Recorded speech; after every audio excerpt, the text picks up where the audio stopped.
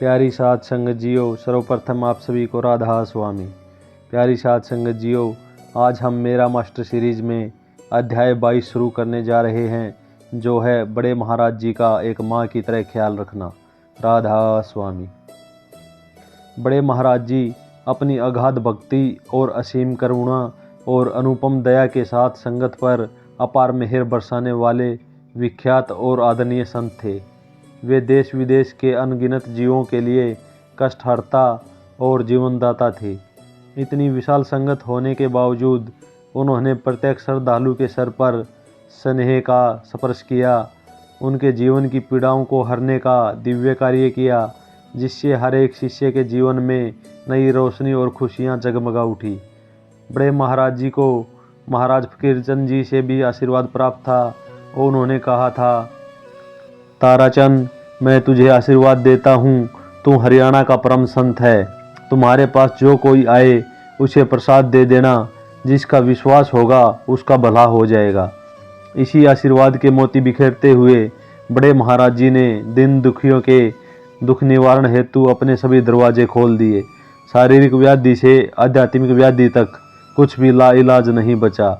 बड़े महाराज जी ने सारा दिन दिनोदाश्रम में खुले दरबार लगाकर प्रतिदिन सैकड़ों की तादाद में पीड़ित हृदयों का ताउम्र इलाज किया। इन दुखी जीवों के कष्ट और पाप कर्म का बोझ अपने सर पर लेते लेते कभी कभार बड़े महाराज जी की भी तबीयत खराब हो जाती थी।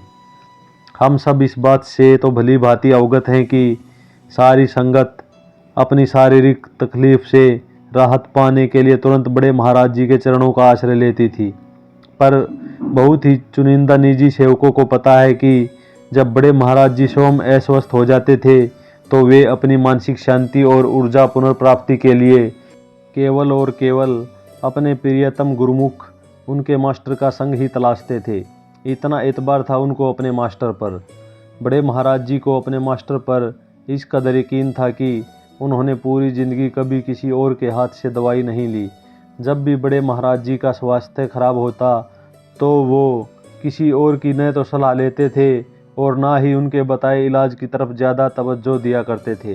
वे तो सबको एक ही बात बोलते थे, मास्टर आ जाएगा तब वो अपने आप देख लेगा क्या दवाई देनी है। कितनी दफ़ा ऐसा हुआ कि जब बड़े महाराज जी बीमार होकर पूरी तरह से ऊर्जाहीन हो जाते थे, उस समय अगर कोई भी उन्हें उनकी मदद हेतु कोई सेवा या उनसे पूछता था कि उन्हें क्या चाहिए, तो बड़े महाराज जी का हरदम एकमात्र जवाब होता था, जाओ मास्टर को स्कूल से बुला लाओ, वो आ जाएगा तो मैं ठीक हो जाऊंगा। जिस अटूट विश्वास और एतबार की प्रेरणा धारण करने की हिदायत एक शिष्य को दी जाती है, कुछ ऐसा ही विश्वास बड़े महाराज जी स्वयं गुरु होकर अपने शिष्य पर जताते थे। ऐसी निराली प्रेम का था और ऐसा घनिष्ठ प्रेम की गहराई को समझना हम जैसे तुच्छ बुद्धि के जीवों की बस की बात नहीं है। राधा स्वामी दयाल की वाणी की, बूंद में सिंध है सिंध में बूंदे, बूंद सिंध दोऊ एक हुए, बूंद सिंध का झगड़ा मन में उनके लिए अनेक हुए। बड़े महाराज जी और हुजूर साहिब के जोड़े को देखकर हूबहू सार्थक हो जाती है। बड़े महाराज जी और हुजूर साहिब इस कदर प्रेम में सिंध में एक हो गए थे कि कौन किस पर ज़्यादा विश्वास धरता है, गुरु या शिष्य। उनके बीच का यह अविभाज्य संबंध इतना गहरा था कि उनमें कोई भेद करना असंभव हो जाता है। बड़े महाराज जी की हुजूर महाराज जी में इतनी गहरी और अविचलित आस्था थी कि अगर हुजूर महाराज जी उन्हें बुखार के बहाने कोई सामान्य गैस की गोली भी दे देते थे तो वे उनको सबसे बड़े दर्द और पीड़ा का भी चमत्कारिक रूप से निवारण कर देती थी। आधे समय तो हुजूर महाराज जी के द्वारा कही गई उत्साहवर्धक और सकारात्मक बातें ही बड़े महाराज जी के लिए टॉनिक का काम करती थी। चाहे बड़े महाराज जी की सेहत कितनी भी खराब हो, हुजूर महाराज जी ने कभी भी उनको नकारात्मक विचार नहीं दिए। जब भी बड़े महाराज जी की सेहत और मनोबल थोड़ा ढीला दिखता था तो हुजूर साहिब उनको देखकर ऊर्जावान ख्याल देते हुए बोलते थे, आपको कुछ भी नहीं हुआ है, चलो नीचे संगत के पास चलो, उनके साथ बैठ जाओगे तो अपने आप ठीक हो जाओगे। ये मौसम की वजह से हरारत तो सबको हो रही है, उठो चलो। एक बार की बात है, हुजूर साहिब स्कूल गए हुए थे। वहीं आश्रम में उनके जाने के बाद बड़े महाराज जी को काफ़ी तेज़ बुखार चढ़ गया था। उनके शरीर में इतनी थकावट हो गई कि उनके अंदर खड़े होने की ताकत भी नहीं बची। इसलिए बड़े महाराज जी कमरे के बाहर छत पर खाट बिछाकर आराम करने लगे। बड़े महाराज जी की तबीयत बिगड़ते देख आश्रम में अन्य 5 से 6 सेवादार उनके पास खाट के चारों तरफ बैठकर उनके हाथ पैर दबाने लगे। वे आपस में विचार विमर्श करने लगे और बड़े महाराज जी को अलग अलग सुझाव पेश करने लगे।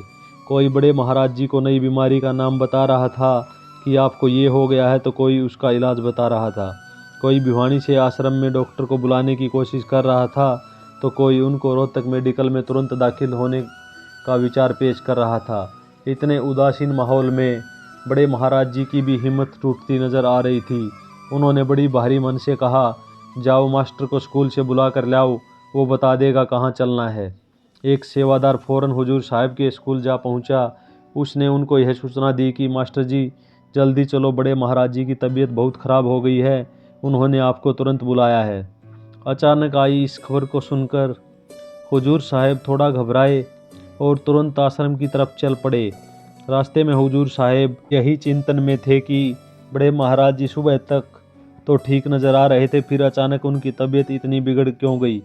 उन्होंने फिर निष्कर्ष निकाला कि शायद पीछे से कोई ऐसा जीव दर्शनों के लिए आया होगा जिसके कर्म बहुत ही भारी होंगे और बड़े महाराज जी ने उसका सारा पाप का बोझ अपने सर ले लिया। बस फिर इस आत्मचिंतन के बाद हुजूर साहब थोड़ा चिंता मुक्त महसूस करने लगे। जब हुजूर साहब आश्रम में छत पर पहुँचे तो उन्होंने बड़े महाराज जी के चारों ओर से सेवादारों के उदासीन चेहरों के साथ घिरा पाया। लोगों के हुजूम को देखकर हुजूर साहब एकदम से प्रकोप से बोले, क्या हुआ, इधर सबने ऐसा क्यों मजमा लगा रखा है। बैठे सेवादारों ने भी उनको पलटकर जवाब दिया कि दिखता नहीं है बड़े महाराज जी की तबीयत कितनी ख़राब है, इनको अस्पताल ले जाना पड़ेगा। हुजूर साहब फिर बड़े महाराज जी के करीब गए और एक नज़र उनके चेहरे पर डाली, फिर हथेली पकड़ी और अपनी घड़ी की तरफ देखकर उनकी नब्ज देखने का प्रयास किया। थोड़ी देर बाद हुजूर साहब एकदम से सब पर गुस्सा करते हुए बोले, कुछ भी तो नहीं हुआ है महाराज जी को, खाम खाम बात का बतंगड़ बना दिया, कोई बुखार वगैरह नहीं है, ब्लड प्रेशर भी एकदम सही है, चलो सब नीचे चलो, यहाँ कोई नहीं दिखेगा। सब सेवादार जब उठकर चले गए तो हुजूर साहब ने बड़े महाराज जी को बड़ी विनम्रता से आश्वासन देते हुए कहा, महाराज जी आपको कुछ भी नहीं हुआ है, थकान की वजह से आप में कमजोरी आ गई है, मैं कनाडा से लाई हुई दवाई दे देता हूँ, उसको लेते ही ठीक हो जाओगे। हुजूर साहब द्वारा प्रेम से कही यह 2 लाइनों को सुनते ही बड़े महाराज जी में अचानक एक नई ऊर्जा का संचालन हुआ। सुबह से खाट में लेटे हुए बड़े महाराज जी एकदम से उठ खड़े हुए। खड़े होते ही उन्होंने गुस्से में अपना दर्द अपने मास्टर को बयां किया। उन्होंने उनको बताया कि इन सब ने सुबह से मुझे पागल कर रखा है, कोई कुछ कहता रहा तो कोई कुछ, मुझे रोटी का एक टूक तक भी नहीं खाने दिया। हुजूर साहब फिर अपने कमरे में घुसकर एक साधारण बदन दर्द की दवाई लेकर आए और उसको बड़े महाराज जी को चाय के साथ दे दिया। हुजूर साहब का तो बस इतना ही कहना और करने में ही बड़े महाराज जी में शाम तक चमत्कारी बदलाव दिखा। वो शाम को एकदम स्वस्थ होकर खेतों की ओर टहलने चल पड़े। संतों ने इसलिए तो बड़ा जोर देकर हम सबको यह समझाने की कोशिश की है कि प्रेम में बहुत ताकत होती है। हुजूर साहब बड़े महाराज जी का सच्चे दिल से परवाह व देखरेख करते थे। उनका अपने गुरु से प्रेम एक पवित्रता छतरी के जैसा था। हमारा इतिहास प्रेम की ताकत की गवाही देते हुए बताता है कि पतिव्रता स्त्री में स्वयं की इतनी ताकत आ जाती है कि वह अपने पति के आने वाली हर विपत्ति, हर समस्या को, यहाँ तक कि मौत को भी दूर भगा देती है।